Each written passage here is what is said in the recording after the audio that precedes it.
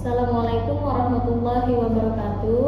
Perkenalkan, nama saya Amraini Amelia S.Farm M.Farm. Saya adalah dosen di program studi Farmasi Fakultas Kedokteran dan Ilmu Kesehatan Universitas Adiwangsa Jambi.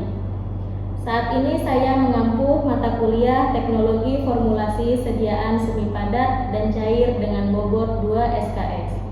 Berikut adalah deskripsi mata kuliah yang saya ampu. Mata kuliah ini mempelajari tentang konsep dasar industri farmasi, meliputi prinsip dasar tentang teknologi sediaan semi padat dan sediaan cair yang diaplikasikan di industri farmasi.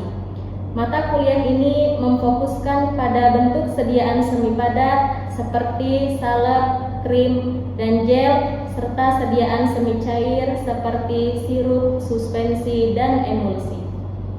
Kemudian meliputi preformulasi sediaan farmasi serta formula sediaan farmasi, kemudian proses pembuatan sediaan semi padat dan cair, serta pengujian bentuk sediaan yang telah dibuat, serta alat yang digunakan dalam setiap proses agar memperoleh sediaan yang berkualitas dan efektif.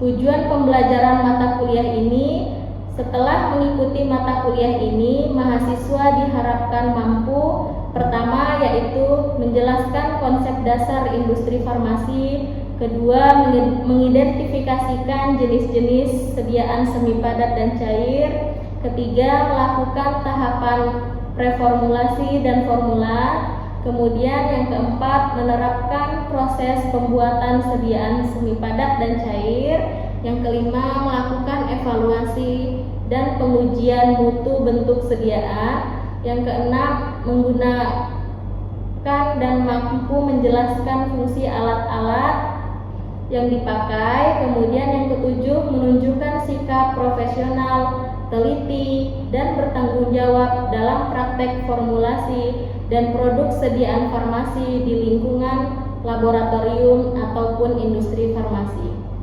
Kemudian materi perkuliahan dalam mata kuliah ini akan disampaikan dalam 14 kali tatap muka dengan rincian sebagai berikut. Yang pertama yaitu pendahuluan industri farmasi dan klasifikasi sediaan farmasi.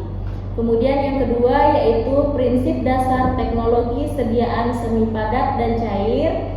Yang ketiga yaitu preformulasi sediaan semi padat dan cair. Yang keempat yaitu formulasi dan komponen sediaan salep. Yang kelima yaitu formulasi dan komponen sediaan krim. Yang keenam yaitu formulasi dan komponen sediaan gel. Yang ketujuh yaitu formulasi sediaan cair, yaitu sediaan sirup dan eliksir. Yang kedelapan yaitu formulasi sediaan cair, yaitu sediaan suspensi. Yang kesembilan yaitu formulasi sediaan cair, yaitu sediaan emulsi. Kemudian yang ke-10 yaitu peralatan dan proses industri pembuatan sediaan farmasi. Dalam perkuliahan saya menggunakan beberapa model pembelajaran. Yang pertama yaitu direct instruction atau instruksi langsung, di mana dosen aktif menyampaikan materi secara langsung agar mahasiswa paham mengenai konsep dasar. Kemudian yang kedua yaitu problem based learning atau PBL, di mana mahasiswa belajar melalui pemecahan masalah secara nyata, mencari solusi atas masalah real di masyarakat melalui proses investigasi atau observasi langsung. Kemudian yang ketiga ada project based learning atau PJBL, di mana mahasiswa mengerjakan proyek nyata yang relevan dengan kehidupan masyarakat, yaitu menghasilkan suatu produk farmasi yang bermanfaat untuk masyarakat. Kemudian interaksi di dalam kelas, saya memberi kesempatan kepada mahasiswa untuk berperan aktif dalam perkuliahan saya, meliputi bertanya, berdiskusi, dan mempresentasikan masalah-masalah terkait isu terkini. Kemudian untuk tahap penilaian, pada awal perkuliahan saya sudah menyampaikan kepada mahasiswa meliputi cara penilaian dan bobot penilaian sehingga mahasiswa dapat menjadi acuan untuk memperoleh nilai yang memuaskan. Penilaian mencakup aspek partisipasi selama perkuliahan, kemudian ada kuis, ada nilai tugas, kemudian ada ujian tengah semester dan ujian akhir semester. Baiklah, berikut video pengajaran saya. Warahmatullahi wabarakatuh. Waalaikumsalam warahmatullahi wabarakatuh. Oke, di sini saya ada sedikit pantun. Beli buah mangga di Angsur 2. Apa kabar kalian semua? Sebelum presentasi dibuka, mari kita awali dengan berdoa. Jadi sebelum memulai perkuliahan pada siang hari ini, alangkah baiknya kita untuk berdoa menurut agama serta keyakinan masing-masing. Berdoa dimulai. Ya, silakan untuk buka akun siaran masing-masing.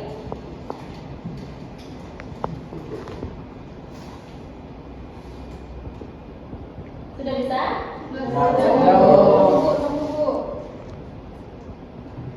Untuk kode kelasnya STR Z5Q. Sudah bisa ya? Ini hadir semua? Hadir.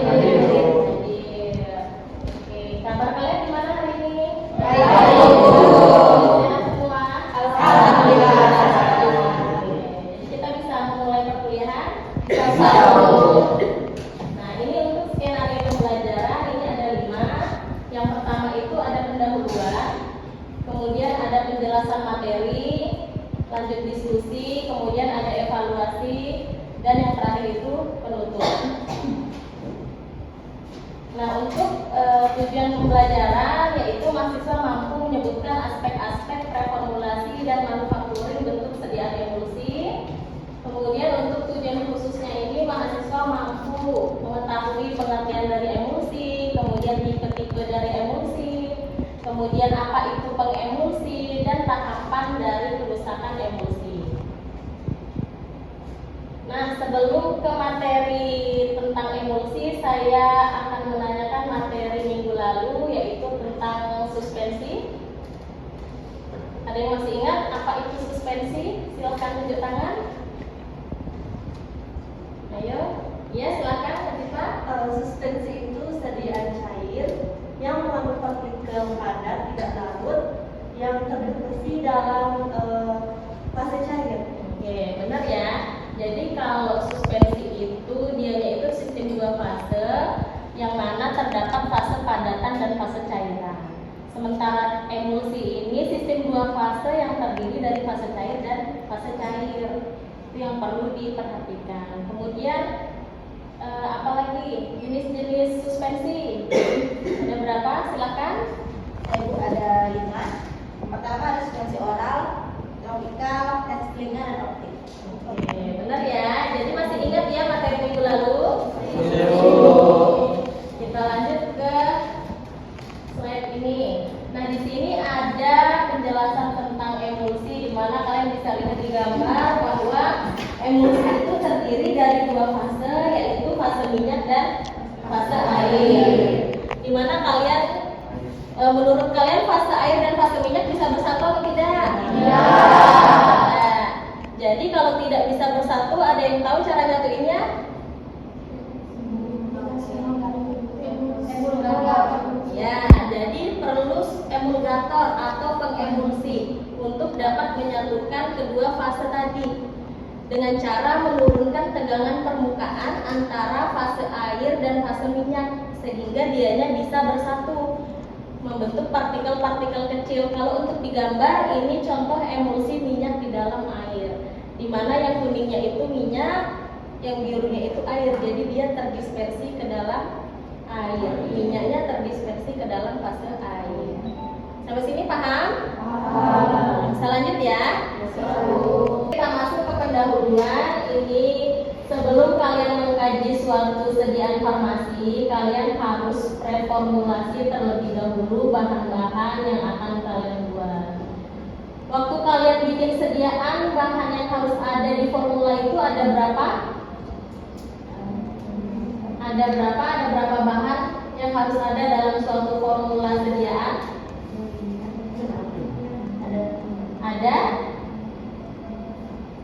Ada 2. Yang pertama apa? Zat aktif. Yang kedua zat tambahan.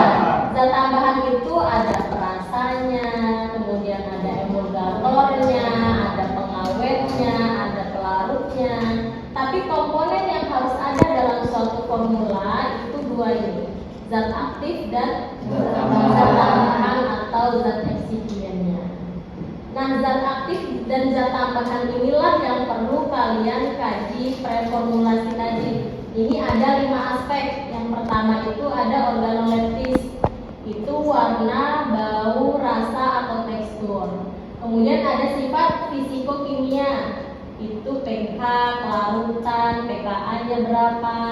Kemudian sifat farmakologi ini terkait dosis dan interaksi obat, farmakokinetikanya. Kemudian stabilitas ini terkait penyimpanan. Jadi penyimpanan atau wadah yang kalian pakai itu berpengaruh terhadap stabilitas dari sediaan obat yang akan kalian jual. Kemudian kompatibilitas, ada nggak interaksi antar bahan satu dan bahan lain? Misalnya kalian bikin formula tadi, ada zat tambahannya, ada pengawet sama pewarna. Nah, ada nggak interaksi ini antara 2 bahan ini? Kalian harus kaji dulu. Kalau ada interaksi berarti nggak boleh kalian pakai, karena nanti akan menurunkan kualitas dari sediaan yang akan kalian jual. Jadi 2 aspek zat aktif dan zat tambahan tadi itu kalian kaji dulu tuh satu-satu, kalian reformulasi dulu, kalian cari di literatur sediaan farmasi. Contohnya Farmakope Indonesia edisi 3 dan 4 ya, yang terbaru. Kemudian Handbook Pharmaceutical of Excipient, itu ada juga di situ. Ada juga kalau kalian mau lihat formula-formula itu di Formularium Nasional dan Formularium Indonesia. Nah, itu literatur farmasi yang bisa kalian pakai. Bisa dilanjut? Bisa.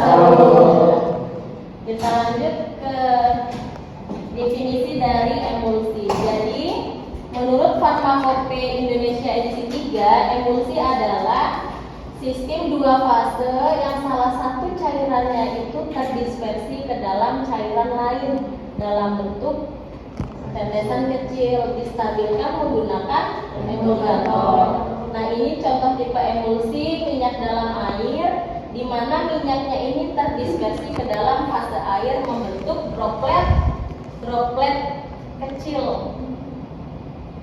Nah, untuk air dalam minyak, airnya itu terdispersi ke dalam minyak membentuk droplet kecil. Butuh apa mereka bisa bersatu? Butuh suatu emulgator. Jadi paham ya konsep dari emulgator? Paham. Nah, untuk persyaratan dan tujuan pembuatan emulsi, yang pertama itu menutupi rasa yang tidak enak, kemudian memudahkan proses di pencernaan, kemudian memudahkan untuk pemakaian sehingga anak kecil bisa minum, bisa pakai. Contoh emulsi yang ada di apotek, ada yang pernah pakai? Mungkin adik-adiknya. Ya, Scott Emulsion. Scott Emulsion itu contoh sediaan emulsi minyak ikan. Kita tahu kan kalau minyak ikan amis nggak? Amis. Nah, dia perlu dibuat sediaan emulsi karena dapat menutupi rasa yang tidak enak. Kemudian anak kecil juga bisa minum, karena kan tadi kita zat aktif, zat tambahannya bisa kita tambahkan perasa ya.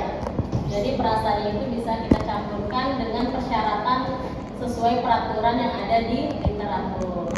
Kemudian persyaratannya itu dia stabil dan homogen, di mana kita ketahui bahwa semua sediaan farmasi itu harus stabil dan homogen, baik secara fisika dan kimia. Kemudian tidak terjadi kerusakan dalam emulsi. Kemudian fase terdisper dan fase pendispersnya harus ada untuk persyaratan sedia emulsi. Kemudian rasa, bau, warnanya itu menarik. Nah, lanjut untuk tipe-tipe emulsi itu ada 4. Ada tipe air dalam minyak, di mana airnya terdispersi ke dalam fase minyak. Oke, kita masuk ke tahapan-tahapan kerusakan emulsi. Di sini ada 3 tahapan. Yang pertama ini ada creaming. Jadi creaming ini fase dispersi dan fase terdispersinya pecah menjadi 2. Jadi fase air dan fase minyaknya itu tadi pisah nih, seperti awal sebelum kalian pakai emulgator. Itu dia terjadi kerusakan pada emulsi, tapi bisa diperbaiki dengan pengocokan. Biasanya untuk emulsi yang kurang tahan lama, untuk bahan-bahan yang dibuat dengan penyimpanan yang tidak terlalu lama, paling hanya sebulan. Sementara emulsi yang lainnya kita tahu kadang sampai berapa tahun ya, 2 tahun itu bisa dibuat. Tapi untuk kerusakan emulsi creaming ini, untuk emulsi yang pas dibuat itu dianya jangka waktunya itu sebentar, tapi dia bisa diperbaiki dengan pengocokan. Kemudian ada cracking. Cracking itu fase dalam dan fase luarnya itu memisah. Sama aja kayak fase eksternal dan internalnya itu bisa. Pecahnya sistem emulsi tapi sampai pecah banget, kemudian tidak bisa diperbaiki lagi dengan pengocokan, itu cracking namanya. Kemudian untuk inversi itu pecahnya emulsi dengan tiba-tiba dari satu tipe ke tipe yang lain. Atau misalnya kalian mau bikin sediaan emulsi tipe minyak dalam air, tiba-tiba emulsinya itu pecah terbalik jadi air dalam minyak. Nah itu kan mempengaruhi dari sediaan khasiat yang ingin kalian buat ya, misalnya sediaan moral atau topikal. Nah itu kalau sampai tipe emulsinya pecah atau terbalik itu kan bahaya ya, maksudnya khasiatnya kurang bagus itu ya. Jadi ini 3 tahapan kerusakan dari emulsi. Ada apa aja? Creaming, cracking, dispersi. Kemudian nah ini stabilitas emulsi. Untuk sifat fisiknya ada ukuran tetesan, viskositas, itu masuk sifat fisik ya, karena dia kan berhubungan sama kekentalan suatu sediaan farmasi. Jadi kalian bisa uji tuh viskositasnya nanti kalau kalian pengen buat sediaan emulsi. Kemudian muatan listrik mempengaruhi stabilitas dari emulsinya.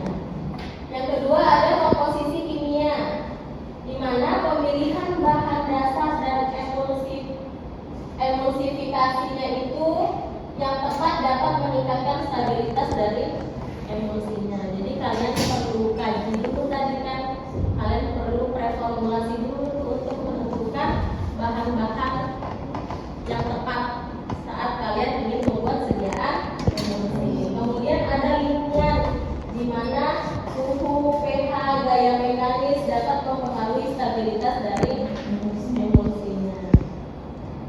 Jadi semua faktor-faktor ini mempengaruhi stabilitas dari emulsi yang akan kalian buat. Nah ini tadi sudah lihat ya video pembuatan sediaan emulsi. Nah yang perlu kalian perhatikan dalam membuat emulsi itu yaitu pemilihan bahan aktif ataupun bahan tambahannya. Kemudian tadi proses pencampurannya. Jadi kalian harus memang aduknya searah jarum jam. Jadi nggak boleh tinggal kalian aduk searah jarum jam, kalian balik lagi, aduk lagi, balik lagi. Ya, jadi kalian pastikan diaduk terus tuh selama kalian bikin sediaan emulsi, agar fase internal dan eksternal atau fase terdispersi dan pendispersinya itu dapat bersatu. Kemudian kalian perhatikan stabilitasnya. Nah lanjut, ini ada karakteristik emulsi yang baik, yaitu ukuran tetesannya tadi seragam. Jadi ukuran pengetesannya yang fase terdispersi tadi atau fase internal itu harus seragam. Kemudian stabilitas jangka panjang itu emosi harus stabil selama penyimpanan. Jadi kalian harus cek dulu tuh stabilitasnya. Stabilitas itu ada stabilitas dipercepat sama stabilitas biasa. Evaluasi perkuliahan kita pada siang hari ini.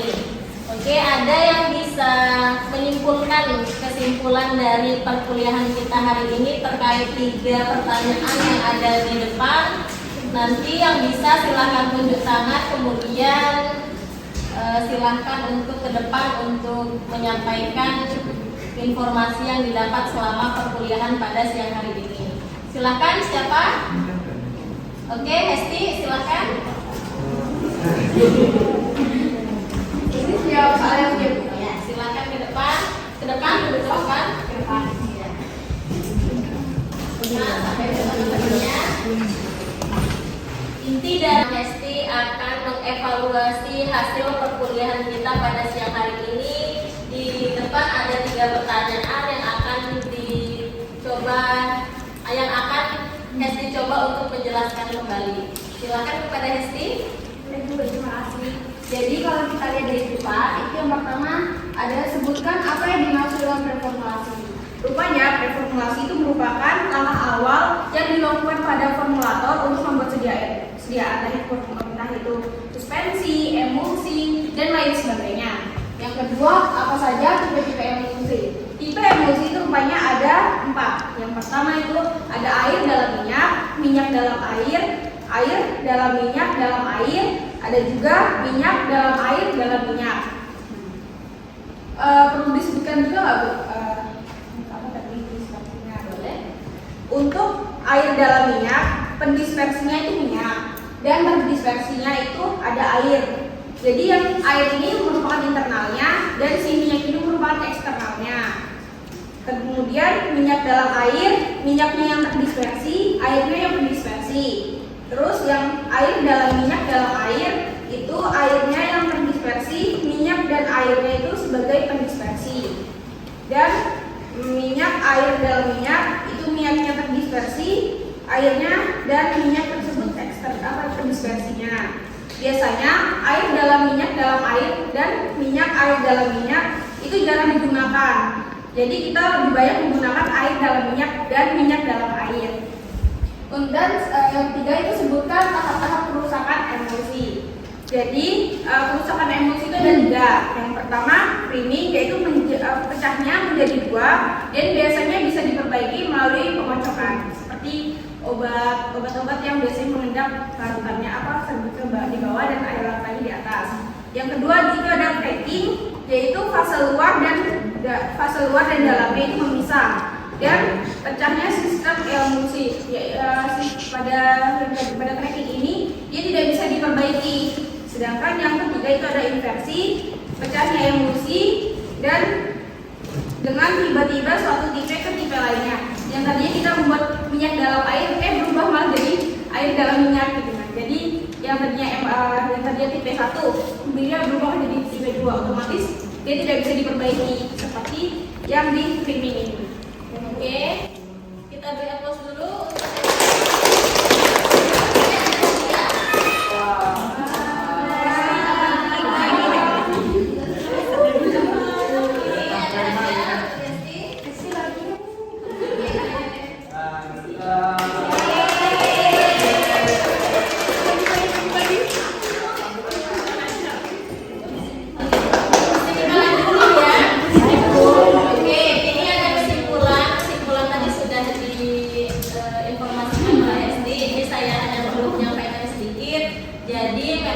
Reformulasi itu merupakan hal yang penting atau langkah awal seorang farmasis atau formulator ingin membuat sediaan yang baik dan stabil. Kemudian kalian bisa menentukan tipe-tipe emulsinya, kemudian mengetahui emulgator atau pengemulsi, kemudian kalian mengetahui tahapan kerusakan dari emulsi. Tadi sudah disampaikan oleh Hesti. Oke. Nah, untuk hasil perkuliahan ini tadi ada di link YouTube. Kalau misalnya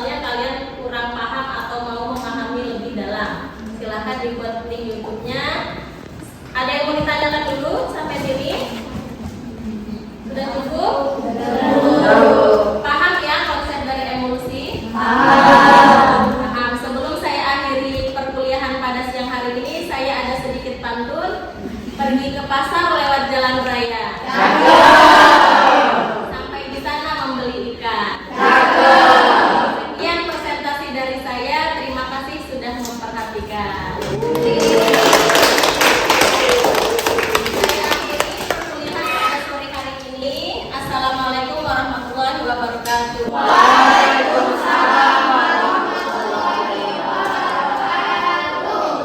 Demikianlah video pengajaran saya. Saya akhiri. Wassalamualaikum warahmatullahi wabarakatuh. Terima kasih.